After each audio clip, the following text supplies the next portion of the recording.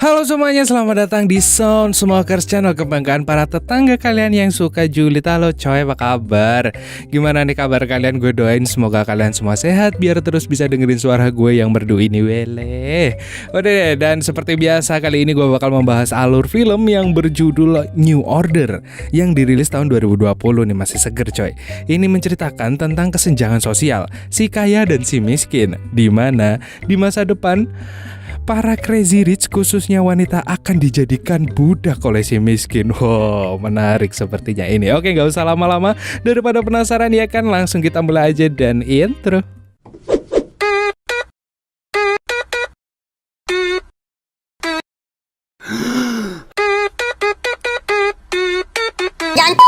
Film dimulai dengan lukisan abstrak oleh seniman Meksiko.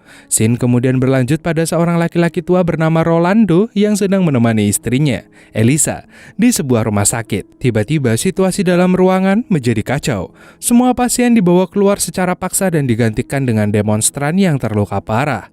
Dokter menyarankan agar Rolando mencari rumah sakit swasta lain untuk istrinya, tetapi biayanya sekitar 200.000 peso, yang merupakan jumlah yang sangat besar. Sementara di sisi lain, pesta pasca pernikahan Mariane dan suaminya diadakan di sebuah rumah mewah. Semua tamu menghadiri pesta dan bersenang-senang tanpa peduli dengan hal-hal yang terjadi di kota.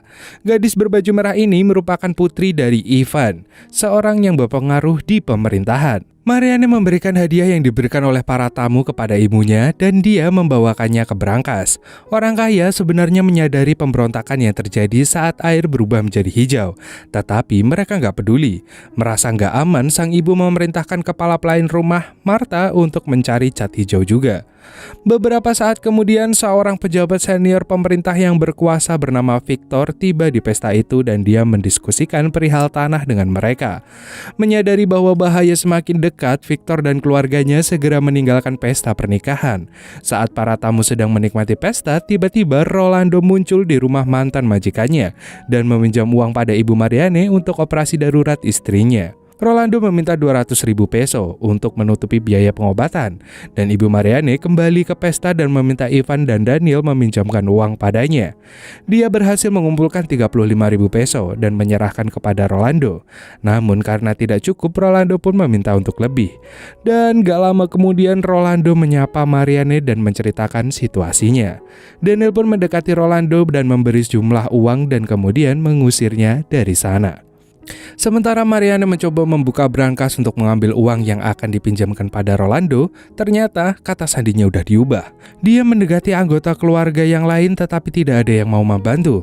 Karena emosi, Mariane pun membawa kartu kreditnya sendiri dan menuju ke pintu masuk mansion. Tetapi Rolando sudah pergi. Kemudian Mariane mengajak sopirnya, Christian, untuk diam-diam pergi menuju rumah sakit. Tapi sayangnya semua jalan telah diblokir oleh polisi untuk mengantisipasi serangan yang datang, dan mereka dipaksa untuk kembali.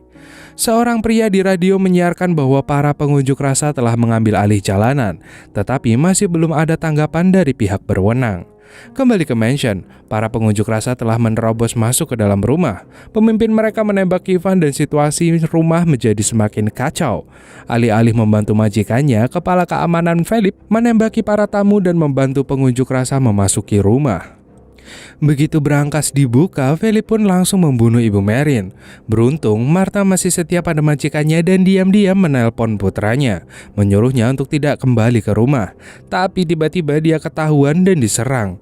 Di sini orang kaya dihukum karena keserakahan mereka dan kesombongan mereka juga. Mereka pun menghancurkan lukisan terkenal dan bahkan istri Daniel yang sedang hamil harus tewas karena terbunuh. Mariane dan Christian kembali ke rumah, tetapi segera pergi karena mobil dikepung oleh para pengunjuk rasa. Menggunakan rute alternatif, mereka akhirnya tiba di kota tempat para pengunjuk rasa membuat kekacauan. Mereka hampir ke rumah Christian dan disambut oleh Rolando. Ternyata Christian merupakan keponakan dari Ronaldo. Christian juga mencoba menghubungi pihak berwenang tetapi saluran telepon mati. Mariane pun berjanji pada Elisa Elisa bahwa dia akan membawanya ke rumah sakit. Malamnya, Martha terbangun dan menemukan bahwa mansion itu udah hancur. Dia berjalan pulang, sementara kekacauan masih berlangsung. Dan keesokan harinya, Ivan membawanya ke rumah sakit dan semuanya sekarang terkendali di mansion. Marianne ingin kembali ke rumah, sementara Christian yang lagi memeriksa keadaan di luar tiba-tiba dihampiri oleh beberapa tentara militer yang menawarkan jasa mereka untuk mengantar Marianne pulang. Dalam perjalanan, para prajurit ini memaksa Marianne untuk menyerahkan telepon, anting-anting, cincin, dan arlojinya kepada mereka. Dan kota telah berubah menjadi berantakan dan mayat dapat ditemukan di semua sudut kota. Alih-alih membawanya pulang, Marianne dibawa ke pangkalan militer. Di sana, dia dan semua tahanan diperlakukan kasar oleh para tentara. Mereka sengaja diculik dan kebanyakan dari mereka adalah kerabat orang kaya dan politisi berpengaruh di kota itu. Masing-masing diperintahkan untuk menuliskan informasi pribadi dan kontak yang nantinya akan digunakan untuk pemerasan. Malamnya, semua wanita dibangunkan dan dipaksa untuk memuaskan keinginan para prajurit. Walalala. Dan di sisi lain, Daniel sangat terpukul ketika diminta untuk menyelesaikan administrasi pemakaman istri dan ibunya. Daniel dan mertuanya mendekati Victor yang setuju untuk membantu menemukan Marianne dan memperkenalkan Jenderal Oribe kepada mereka. Keesokan harinya, pemakaman untuk anggota keluarga yang hilang diadakan. Setelah pemakaman, Ivan keluar dari rumah sakit dan melanjutkan perawatan medis di rumahnya.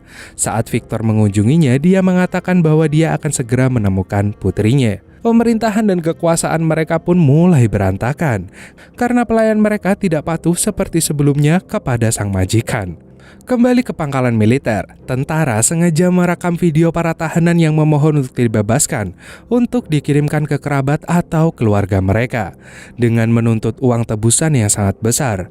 Pada titik ini, militer sudah memiliki kendali penuh atas warga dan mereka semua dipaksa untuk mematuhinya. Khawatir dengan kondisi istrinya, Rolando keluar dan meminta izin kepada para prajurit untuk melintasi perbatasan untuk mencari dokter. Namun mereka mengabaikan permintaannya dan langsung membunuhnya. Aduh. Kemudian Sin menunjukkan bahwa Elisa sudah meninggal karena sakit dan tanpa pengobatan apapun. Keduanya akhirnya beristirahat dengan tenang. Suami Marianne menerima rekaman dari para napi yang berlutut untuk 1 juta biaya pembebasan.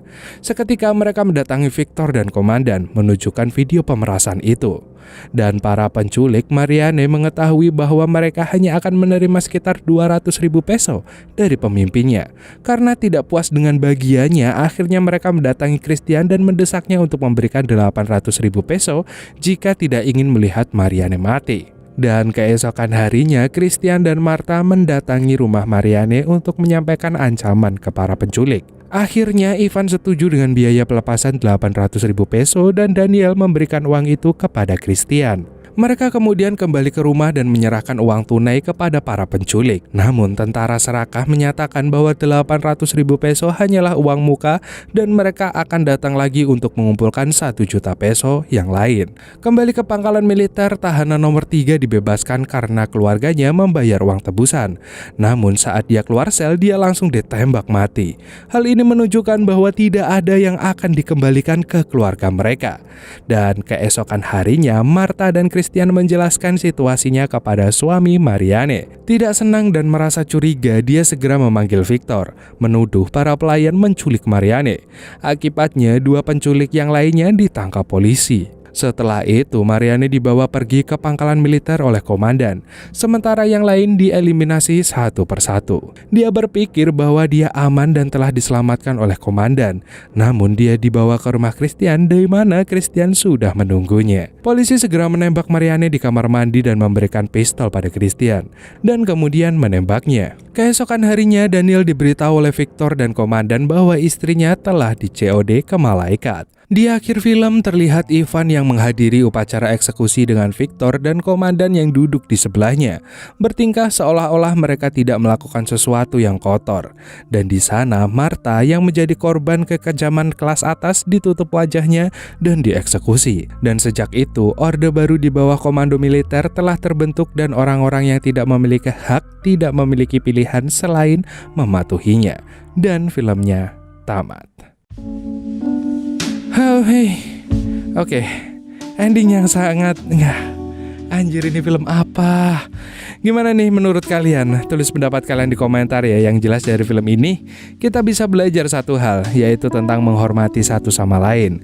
Ya mau mereka kaya mau mereka miskin, jangan pernah memperlakukan orang dengan semena-mena gitu. Karena kita nggak tahu ya apakah orang yang diperlakukan semena-mena akan menerima begitu aja atau malah akan melakukan pembalasan seperti yang terjadi di film New Order ini. Oke, segitu dulu dari Emon. Terima kasih yang udah nonton video ini sampai akhir dan see you next time. Dadah.